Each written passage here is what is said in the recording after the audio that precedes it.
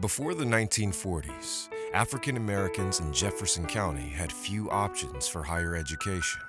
Then a man named A.C. Shropshire laid the groundwork for a new high school to teach African American students. Douglas High School opened its doors to students in 1940. It enrolled 65 students, drawn from surrounding counties in its first year of operation. Miss McCullough was a former teacher of Douglas High School, and she has dedicated her life to making sure the legacy of that school is never forgotten. I was born in a small town in Louisiana, Vidalia, Louisiana, right close to the Louisiana-Mississippi border.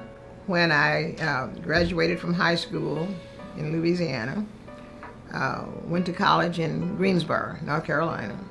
And Greensboro, by the way, was where the civil rights movement actually started. There were no high schools in this immediate area in Jefferson County. There were elementary schools, and then they had to, if they went to high school, those who went to high school had to go either to St. Louis, and you live with somebody there, a relative or whatever, or some went to Kansas City if you had a relative there.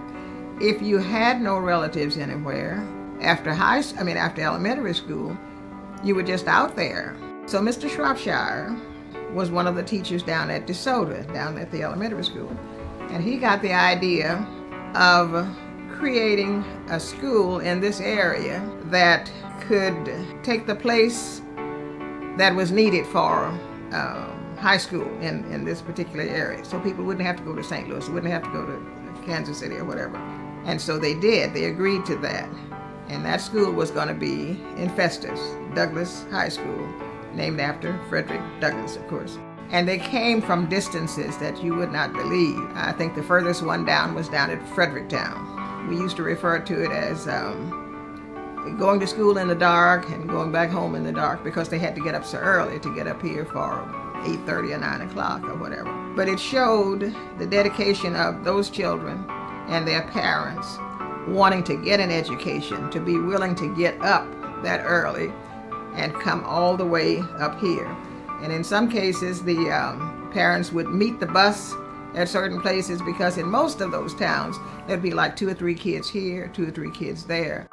Then, in 1954, the Supreme Court's historic ruling in Brown v. Board of Education led to the integration of black and white schools.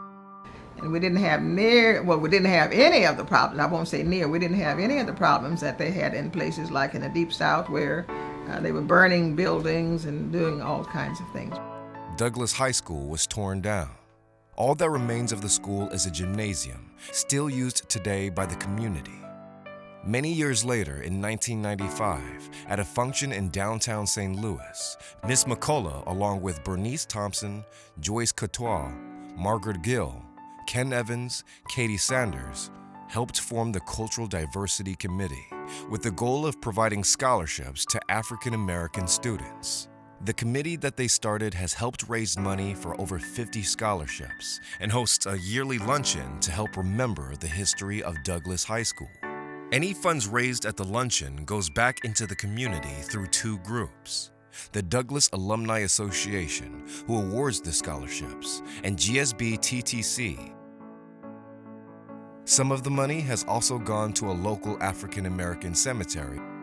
The committee has as its goal bringing people together, helping them to understand each other, to learn the ways of each other, and to become more accepting. And that it's not always one group against another, but the whole group, and what we can accomplish as a community